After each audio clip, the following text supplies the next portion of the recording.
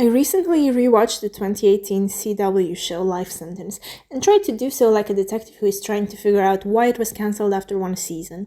I remember that it was a source of comfort for me when I watched it as it was airing. It's a show with beautiful actors and an indie pop soundtrack. You might be fooled by the quirky marketing and Lucy Hale's manic pixie dream girl character and think that it is a feel-good story. But you would be let down with those expectations. It has light-hearted moments for sure. Do I hear raccoons? I grew up in London, so I do not know what they sound like. But it touches on some heavy themes, and I think it would have benefited more if it had been described as a family drama instead. This is a show about Stella, who thought she would die of cancer, but got cured unexpectedly. This is not just a show about Stella. It's a show about her family and how her cancer and her cure affected everyone around her. This is a show that lacks subtlety, but that's part of its charm. There are a few overly sweet speeches and frequent inspirational voiceovers from the main character. There are also some jokes that don't work and a few inconsistencies, but I will try not to focus on those because even successful shows have them, and I don't think they matter too much in the context of this video. Was one season enough? I have to say yes, but I think the actual reason it was cancelled so quickly was because the characters, except for Wes and Diego, are too unlikable, especially at first. You know, most people find me pretty likable. And that's the problem. The show expects you to find Stella likable, but she is actually not. It might even be a joke at this point, because at least two characters clearly didn't like her at first. They said so themselves, her coffee shop boss and Sadie. As the story unfolds, they do end up liking her more, and so did I. Sadie ends up being a really good friend, and they have a lovely bond. But a random viewer might not stick around long enough to grow fond of Stella and to root for her. In her goodbye message for the show, Lucy Hale described Stella as a manic pixie dream girl. I can sort of see it, but for that to work, I think she needed to be sweeter or funnier. Don't get me wrong, I don't think that characters have to be inherently likable. It's good to have some nuance, and it completely makes sense in universe why she seems so entitled. After all, she was spoiled all her life since finding out she had cancer, and she felt betrayed when she found out everyone she cared about had been lying to her. Her personality makes sense, but unfortunately, it's not something a lot of people want to watch. If she were more like the main character from No Tomorrow, then the show might have worked a little better. Side note, I am curious what happened with No Tomorrow. It has a higher score than this show on Rotten Tomatoes, and it was still cancelled after one season. Now back to Life Sentence. Looking at it through a different lens would help. Viewers need to adjust their expectations. It's not so much the story of a manic pixie dream girl that learns to live again, but more of a dysfunctional family drama. I truly believe that this show tells a complete story in a single season. I don't see why you would need another one. What we got was a good enough ending for a series, and I think it achieved what it set out to achieve. We got to follow Stella taking her life back. It could have continued, but I don't think it needed to. Themes and how they panned out. There is a psychological and philosophical aspect to the show, and I want to explain what I mean, so let's dive deeper into its themes. Survivor's guilt. Disclaimer, I don't mean that Stella fits the criteria for the former DSM diagnosis of survivor's guilt. I'm not a psychologist. So we find out she was the only one who survived her clinical trial. She got cured, everyone else died. I know what you're going through. I know what it's like to wake up every single day and wonder, why am I the one that lived? She realizes that she was lucky, but struggles with the implications. Her parents fought for her to get into the clinical trial that saved her, and she wants to do the same for Sadie. They went through hell, huh? But you're worth it. The truth is that everyone is worth it. Who gets to live is arbitrary. It's not about worth or justice of any kind. She was lucky enough to have so much support from her family, but even that might not be enough in other cases. She acknowledges that, but her brother Aiden tells her that this doesn't mean she can stop trying. You can't think like that. You can't stop trying. She also feels guilty for everything other people did for her when they thought she was dying, and the fact that she survived makes all of these things feel like unjustified sacrifices. She feels like her family's problems are all her fault. For example, Aiden reveals to her that to cope with her diagnosis, he started taking pills that he then decided to sell illegally to make money. When she found out she was cured, she cried, And I believe those were tears of joy mixed with feeling a different kind of loss. She had a realization that from then on, she had to live. Clearly, the name of the show is meaningful. Life sentence, like the prison sentence. It's something you have to do, whether you like it or not. Birth is a curse and existence is a prison. Sacrificed.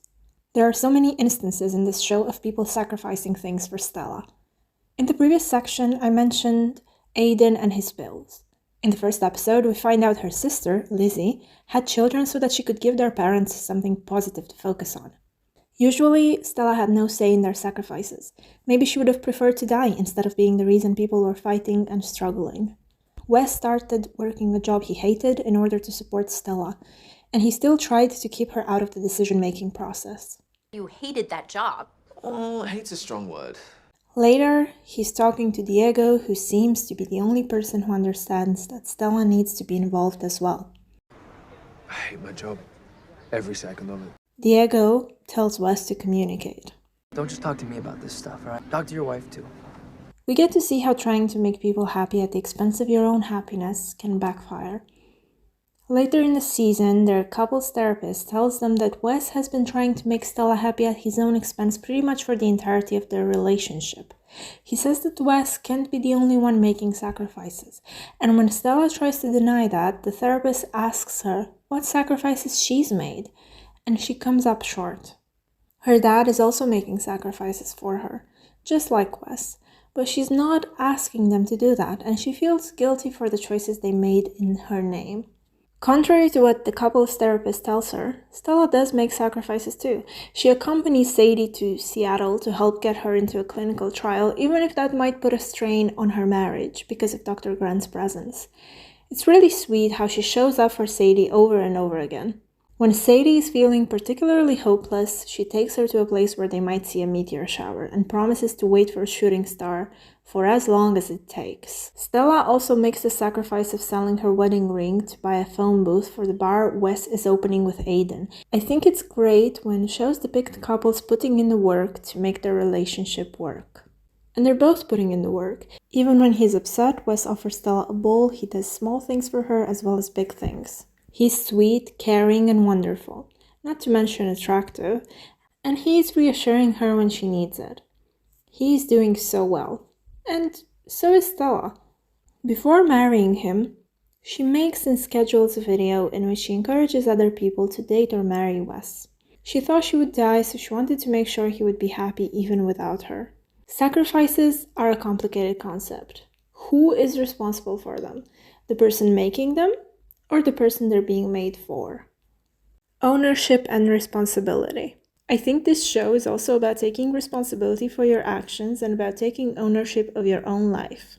It shows what it's like to have a life after you think you've accepted death and how you have to live with the consequences of your decisions. As someone who's experienced the valleys of mental health, Stella's life after cancer somewhat mirrors life after depression. I was not afraid to die. Oh, we'll just tell it your way. She specifically tells the baker she wasn't afraid of dying. It's tough to live indefinitely when you've made your peace with death.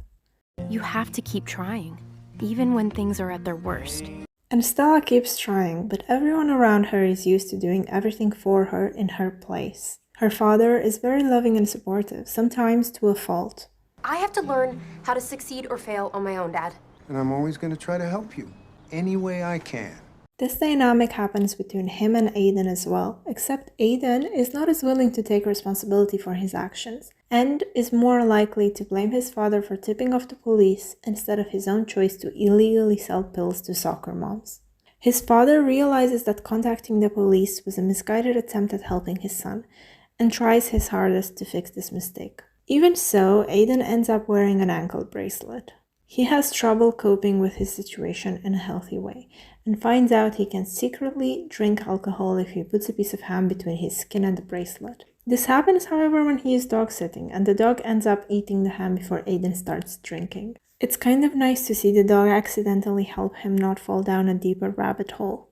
It's just enough of an obstacle to make him rethink and make another more responsible choice. On the other hand, Stella usually doesn't have an issue with owning up to whatever she's involved in. Even in the same episode, she waits for Wes to discuss their most recent issue when Grant kissed Stella and Wes kissed his ex. She's being honest, open, and genuinely tries to explain her side of the story, but he doesn't prioritize listening to what she has to say, and he shuts her out. At this point, I was very disappointed with Wes, and liked Stella a lot more than I did at the beginning of the show. The roles had switched, and I felt like he had no right to be so cold towards her, especially since she was truly just trying so hard to make it work.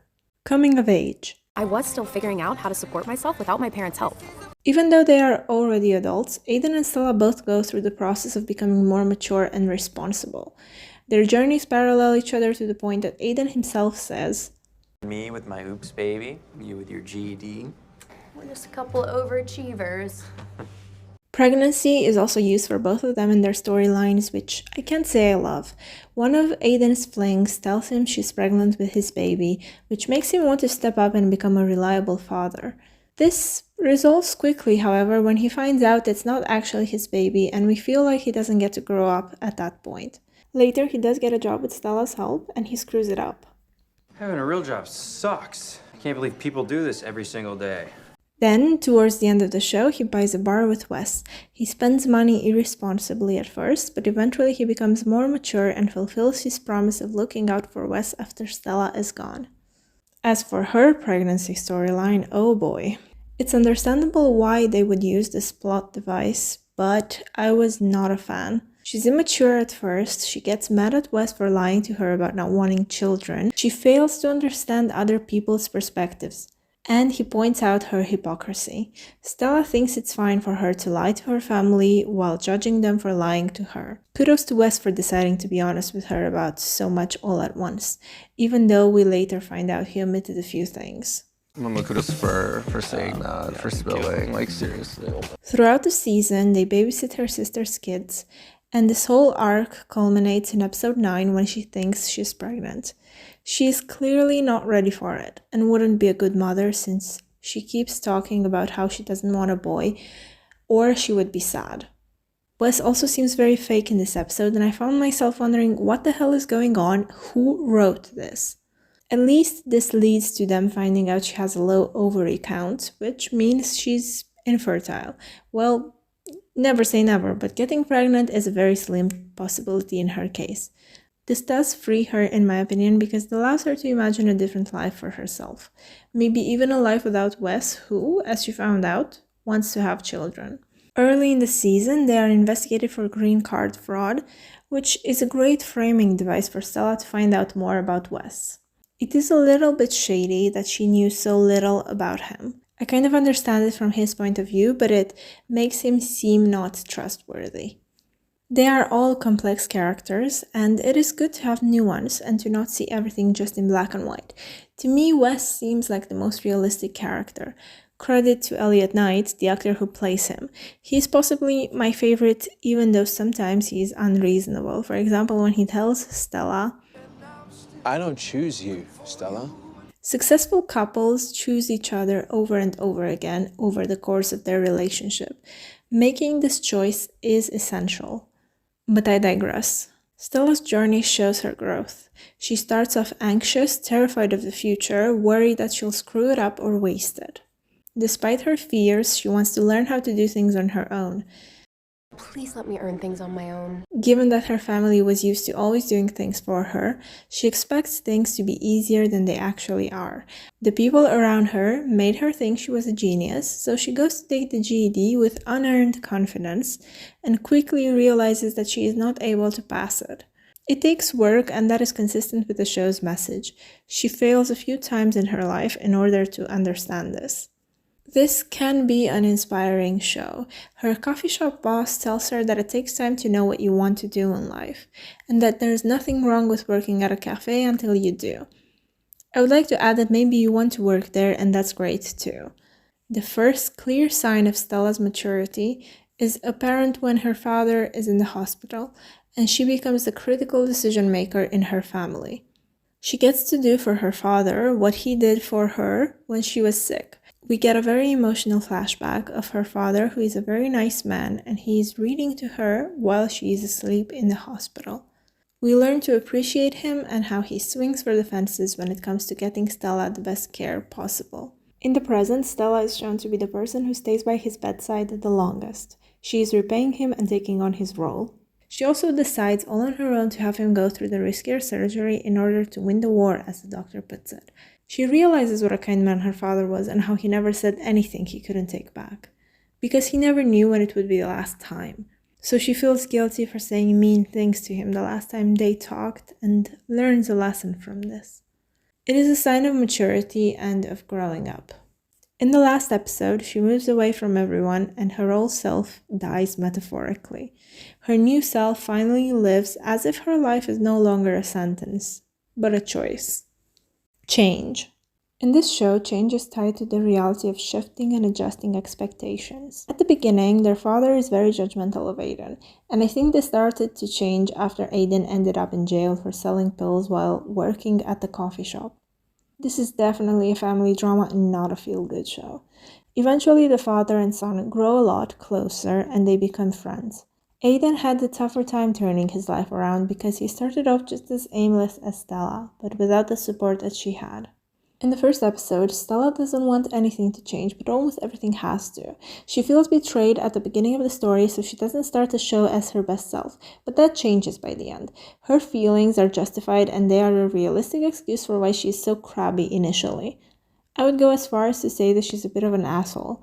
She is stressed by all the changes that are happening due to her cure, and she calls her coworker dumb, mocks someone's name, and this makes her unlikable from the get-go. Her relationship with Wes is constantly changing. At one point, she finds out that his ex, Pippa, left him at the altar. This happened just a few days before Stella met him in Paris. Pippa regretted her decision and looked for him in Paris, but he didn't know at the time. When he finds this out, Stella assumes that he's sad he missed out, and she also doesn't believe that he was able to move on so quickly. Pippa is a beautiful woman with a great voice, and initially Wes rejects her in such a way that it reaffirms his genuine love and commitment to Stella. Wes needed closure, and Stella needed reassurance. You have to stop worrying about who he was. Focus on who he is. Now. Her dad gives her great advice. In the last episode, her sister tells her to focus on herself and to think about what she wants. Normally, I would agree, she shouldn't stay in a relationship out of obligation, but it seems like the wrong message to me. I don't think the message itself is wrong, but that it's not the most fitting in her situation. She parts ways with Wes amicably because she cannot see a future with him. She wants to explore and she wants to travel, but she could do that with him at her side just as well. He was so willing to move away from England for her when they got married, and then to San Francisco for a new job. He's so open about the future that he bought a bar with Aiden on a whim. And he would have done it sooner if he wasn't worried about his marriage not standing the test of time. She takes what he tells the people on a live stream at face value. His answer about what he wants for his life is just a standard one he could think of on the spot. It's not something he necessarily hopes for. Whatever she wants her life to be, she can most likely do it with Wes. I couldn't help but think about Ben Platt's song Grow As We Go. The lyrics of this song are perfect for these two. Someone should make an edit. Maybe I will. Who said it's true that the growing only happens on your own? They don't know me and you. You don't ever have to leave if the change is what you need. You can change right next to me. Our marriage was a lifeboat. It's done exactly what it needed to do. Even though I wish they stayed together, this is a sentiment I can get behind. They really didn't need to break up, but this line is a great analogy for the show. It was meant to be still. It just wasn't meant to be forever. Boundaries, a rant. This might be the longest part. Oh my stars, does this show have a lot of scenes in which characters don't respect other people's boundaries? It's infuriating, so I'm going on a rant. I'm starting with a dishonorable mention because it's a quick one. The mean coffee shop boss sexually harasses Aiden. I think we're supposed to take it as a joke, but it's a bad choice and not funny. In the end, she invests in his bar and that creates a sketchy power dynamic which is left unacknowledged. There are two recurring characters who insert themselves into Wes and Stella's relationship. I guess they were necessary as trials for our couple, but I feel like their creepiness and persistence was portrayed as romantic.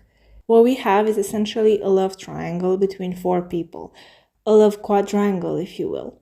The math of love quadrangles. First, I want to talk about Dr. Grant, who is very unlikable right away. Stella doesn't seem interested in him initially, even though everyone else at the hospital gushes about how cute this new doctor is. He's inappropriately bold when he tells Stella, How long you been married? 6 months? It's a shame I didn't meet you 7 months ago. I'm sure some people would find this utterly romantic, and I might have been able to look past it if this was the only comment he made throughout the entire show. But it's not.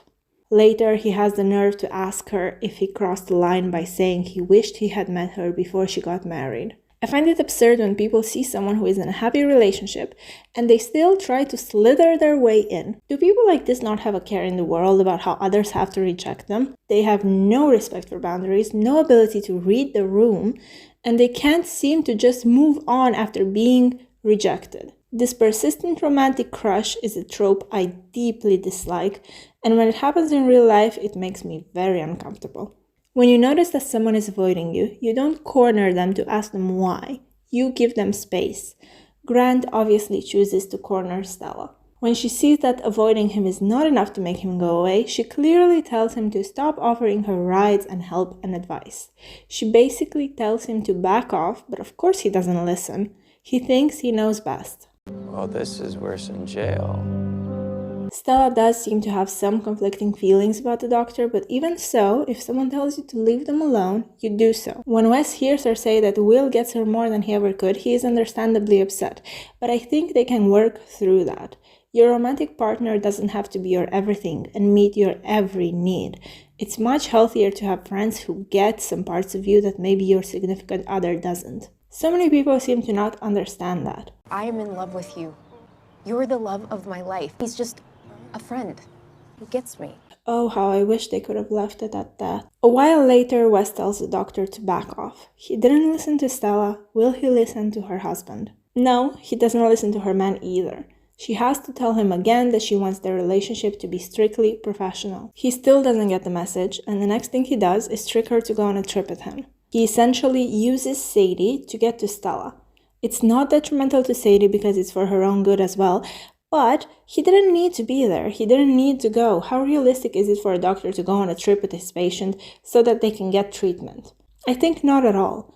Episode 8 has an unbelievable premise. This made me hate him even more. I seriously loathe his character. Wes says he trusts Stella but not the doctor. Which is a cliche, but in this case, I would agree because I've seen how Grant cannot take no for an answer. When they get back from the trip, Stella tells him she should have trusted him. No, she shouldn't have. I'm not trying to mess up your marriage. Yes, you are, you asshole. A few episodes later, Grant kisses Stella, which proves my point. I still stand by the fact that it's perfectly fine and healthy for people in relationships to also have friends they can connect with in different ways. But crossing boundaries is not cool. He makes my blood boil, he can't take no for an answer, he never gives up. Never back down, never what? Never give up! Let's run! After his last shift at the hospital ends, he finds a reason to stick around for literal hours because he's a relentless creep. He writes I love you on a frozen car window for Stella to see, and she asks him point blank, Why are you trying to ruin my marriage? and then she walks away. Of course, not too long after that, he shows up again and asks her to go to Papua New Guinea with him. After she breaks up with Wes, we are led to believe she picks Will instead, but thankfully she just goes to tell him that she's not going with him anywhere. After all of this, he doesn't get her. It's a small win, but a win nonetheless. Wes is just so much better than the doctor, he is everything. But he has his own version of a creep to deal with. I'm talking about Pippa, his ex-fiancée, who left him at the altar. She is a stalker who doesn't care about boundaries. Pippa says she was afraid that Wes wouldn't answer her emails. She admits that she knew he wasn't open to reconnecting with her. And what does she do about it? Instead of taking a no for an answer, she digs enough to find his address and shows up on his doorstep. His reaction is excellent. He turns her away as politely and as directly as he can, while stating that he's doing splendid. He thanks Pippa for the closure and for how her arrival reinforced his genuine love for Stella. He makes it very clear that he's in love with someone else. Pippa doesn't care. She keeps calling Wes for days even after he tells her he's not interested. Pippa and Will are both characters that just won't take no for an answer. You can see Wes and Stella's extramarital relationships mirroring each other. Pippa helps Wes financially and professionally. Stella helps Will cope emotionally with the loss of his brother. In both cases, the woman helps the man out in a crisis. The biggest difference is that Pippa does it in a creepy way. She tricks him by telling him she found an investor for him and doesn't mention on the phone that she is actually the investor. She tries to weasel her way into their lives yet again. The kisses also mirror each other. After Wes sees Grant kissing Stella, he kisses Pippa more out of anger, which he then regrets. Some people might disagree with me and say that both Stella and Wes are sending mixed signals, and that Pippa and Will are romantics. But I still think that when someone sends you mixed signals, you should probably back off because they're clearly confused and not ready to say yes to you. My rant is over now. Conclusion and serving suggestion. It's best served episodically and not binged. They explored all the themes and wrapped up things nicely. I think one season was enough. You really do have to look at it more like a family drama about trying, failing, and trying again rather than a feel-good show. I'd go as far as to say that it's quite depressing at times. It's not a show I would recommend binge watching for this specific reason. I initially watched it week by week as it came out, and rewatching the whole thing in a few days for this video was not very fun, unfortunately. However, seeing these fictional characters have conflicts and eventually solve them is quite nice and hopeful. I would be super proud if I made this show.